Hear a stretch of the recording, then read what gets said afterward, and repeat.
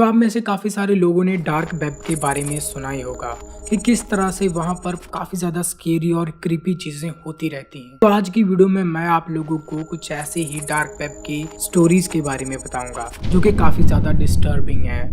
First जो हमारी story है वो एक ऐसी विमन की है जो अपने बच्चों को मारकर उन्हें नए कपड़े पहनाकर डार्क वेब की एक वेबसाइट पर उन बच्चों की तस्वीरें अपलोड किया करती थी, क्योंकि वो एक्सेप्ट करने के लिए तैयार नहीं थी कि उसके जो बच्चे पैदा हुए हैं वो बोल नहीं सकते, वो चल नहीं सकते। शायद ये दिमागी तौर पर बीमार होगी क्योंकि नॉर्मल ह्यूमन इस तरह की हरकतें नहीं करता। इसीलिए वो अपने बच्चों की तस्वीरें, मरे हुए बच्चों की तस्वीरें वेबसाइट पर अपलोड किया करती थी। अगर कोई नॉर्मल इंसान इस तरह की चीज़ों को देखेगा तो वो काफ़ी ज़्यादा डिस्टर्ब हो जाएगा।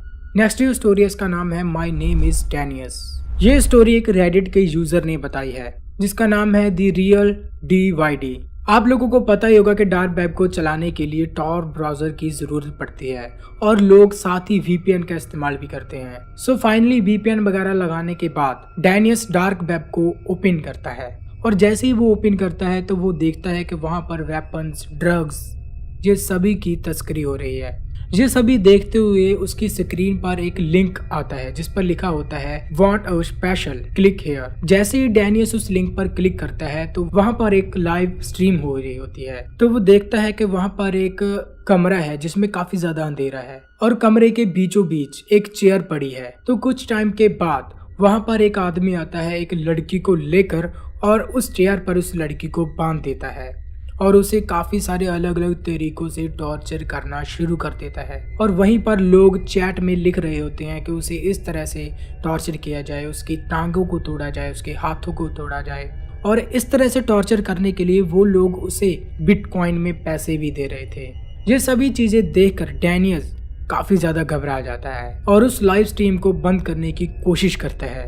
और तभी उसके सामने एक मैसेज पॉपअप होता है जिसमें लिखा होता है लिविंग सी सून डैनियस। ये पढ़ते ही वो और ज्यादा घबरा जाता है और फिर से वो लाइव स्ट्रीम बंद करने की कोशिश करता है और उसके सामने फिर से एक मैसेज पॉपअप होता है जिसमें लिखा होता है अगर तूने फिर से लाइव स्ट्रीम बंद करने की कोशिश की तो अगली बार इस लड़की की जगह तुम होगे। ये सभी चीजें होने के बाद डैनियस उस कंप्यूटर को बंद कर देता है।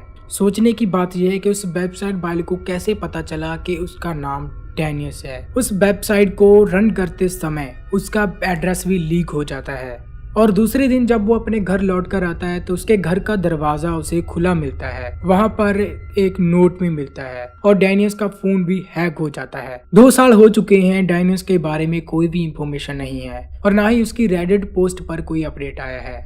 नेक्स्ट जो हमारी स्टोरी है इसका नाम है द क्रीपी बेडिंग। ये स्टोरी भी रेडिट से ही ली गई है। तो ये स्टोरी है एक 20 साल की लड़की की जो कि एक स्कूल में पार्ट टाइम क्लीनिंग का काम करती थी। रोजाना की तरह वो क्लीनिंग का काम कर रही थी और स्कूल की सभी लाइटें बंद थी, लेकिन उसे पता चलता है कि एक क्लासरूम की लाइट ऑन है और जब वो उस क्लासरूम में एंटर होती है तो वो देखती है कि वहाँ पर एक लैंप चालू है और वहाँ पर एक कंप्यूटर पड़ा है जिसमें कि काफी अजीबोगरीब तरह की वेबसाइट खोली हुई है। और जब वो वहाँ की लाइट ऑफ करती है और वहाँ से जाने की कोशिश करती है और तभी एक आदमी आ जाता है और उससे पूछता है कि तुम यहाँ पर क्या कर रही हो।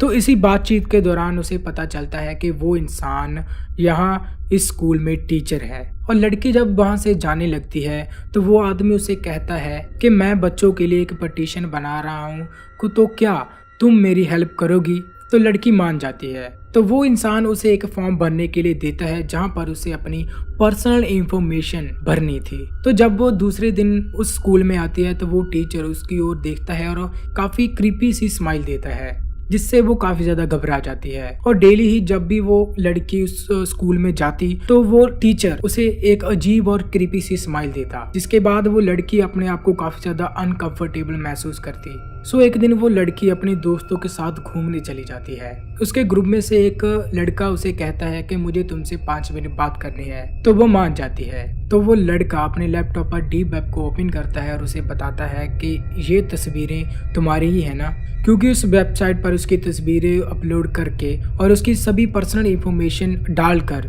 उसे ऑक्शन पर लगा दिया गया था।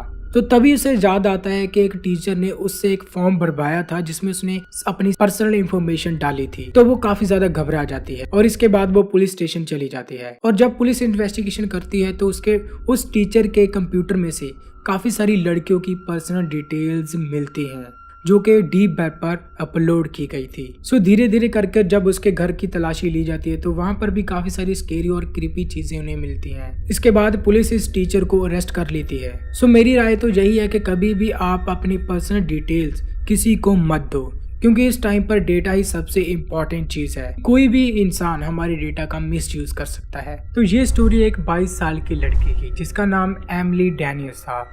एमिली डेनियस का ब्रेकअप हो जाता है, लेकिन जब ये दोनों साथ में होते हैं तो ये दोनों काफी ज्यादा ड्रग्स लेते हैं। पहले इसका बॉयफ्रेंड काफी ज्यादा ड्रग्स लिया करता था और बाद में इसे भी ड्रग्स पर लगा दिया। इसका बॉयफ्रेंड ये ड्रग वगैरह डार्क वेब से ही ऑर्डर किया करता था और एमिली के बॉयफ्रेंड ने उसे बता रखा था कि जो डार्क वेब है ये काफी ज्यादा सेफ है। तो एमिली अब अकेली थी तो वो डेली ही डार्क वेब से ड्रग्स को ऑर्डर करती और उसे लेने लग गई। और एक दिन एमिली इसी तरह से डार्क वेब को सर्व कर रही थी तो वो अचानक नहाने चली जाती है। तो जब वो आकर देखती है तो उसका एड्रेस और पर्सनल इंफॉर्मेशन लीक हो चुकी थी, क्योंकि उसने डार्क वेब को एक्सेस करने के लिए वीपीएन का इस्तेमाल नहीं किया था, जिसकी वजह से उसकी लोकेशन भी फाइंड हो जाती है और उसकी स्क्रीन पर एक लिंक पॉपअप होता है। और जैसे ही एमिली उस लिंक पर क्लिक करती है तो वहां पर एक लाइव स्ट्रीमिंग का काउंटडाउन चल रहा होता है। एमिली इस चीज को देखकर काफी ज्यादा घबरा जाती है और जब ये काउंटडाउन खत्म होता है तो वहां पर एक डार्क रूम होता है और उस रूम के बीचों बीच एक चेयर पड़ी होती है जहां पर एक इंसान को बांध कर रखा गया होता है और उसका चेहरा एक निकाब से ढका होता है। तो अचानक उस लाइव स्ट्रीम में एक और इंसान आता है और उसके चेहरे पे से उस मास्क को हटाता है। तो जिस इंसान को उस चेयर पर बांधा गया था वो और कोई नहीं एमिली का बॉयफ्रेंड ही था। तो उसके बॉयफ्रेंड को काफी ज्यादा टॉर्चर किया जाता है और चैट में लोग उससे टॉर्चर करने के लिए बिटकॉइन भी दे रहे थे। उसके पैरों को काफी ज्यादा तोड़ा गया, उसके हाथों को काफी ज्यादा कुचला गया। ये सभी डिस्टर्बिंग चीजें देखकर वो काफी ज्यादा घबरा जाती है और अचानक से दूसरा इंसान एक ड्रिल मशीन को लेकर आता है और उसके बॉयफ्रेंड के सर के आर पार उस ड्रिल मशीन को कर देता है। अभी हम लोगों को इस कहानी के थोड़ा सा पास्ट में जाना पड़ेगा। इसका जो बॉयफ्रेंड था वो डार्क वेब को काफी ज्यादा सर्व करता था और वहीं से ड्रग्स लेने के लिए काफी सारे लोगों के वॉलेट को चुरा लेता था। तो अचानक एक दिन जिस वॉलेट में से ये पैसे चुराता था उसके मालिक को पता चल जाता है और इसके बॉयफ्रेंड को वो मिलने के लिए आता है और जब वो पैसे देने के लिए बिटकॉइन देने के लिए मना कर देता है तो उसके बॉयफ्रेंड को उठाकर रेड रूम में ले जाया जाता है जहां पर उसे काफी ज्यादा टॉर्चर किया जाता है और उसे टॉर्चर करने के लिए जो भी चैट बिटकॉइन में पैसा देती है उस बिटकॉइन से अपने नुकसान को पूरा किया जाता है। सो कभी भी आप डार्क वेब पर जाओ तो इस तरह की हरकतें बिल्कुल भी मत करो। तो हम जैसे नॉर्मल लोगों के लिए डार्क वेब बने ही नहीं है, तो इससे जितना दूर रहा जाए उतना दूर ही रहो। तो आप लोग वीडियोस देख तो लेते हो लेकिन लाइक एंड सब्सक्राइब नहीं करते, तो प्लीज आपसे रिक्वेस्ट है कि मेरे चैनल को सब्सक्राइब करें और वीडियोस को लाइक करें।